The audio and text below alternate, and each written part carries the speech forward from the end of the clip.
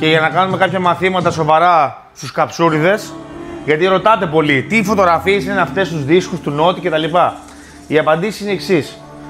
Ο δίσκος αυτός εδώ, πέμπτο βήμα. Πρώτο, δεύτερο, τρίτο, τέταρτο και πέμπτο βήμα αυτό ο δίσκος ο συγκεκριμένος. Κάθε βήμα και δίσκος. Μπείτε να δείτε. Να μαθαίνουμε απλά σοβαρά πραγματάκια όμως, σιγά σιγά να μπαίνετε στο mood των πραγματικών καλλιτεχνών της λαϊκής μουσικής και όχι σε αυτές τις σαβούρες που σιγά σιγά έχουν δημιουργήσει μια κλίκα και λέμε ότι είναι λαϊκά. Δεν είναι λαϊκά. Αυτά εδώ είναι λαϊκά όμως. Εντάξει. Μουσικές οι οποίες όταν τις είχε ο Νότης, κάποιοι άλλοι κοιτάγανε μπας και περάσουν τον bootcamp και μπουν σε τίποτα show για να είναι πέμπτα ονόματα, κατάλαβες.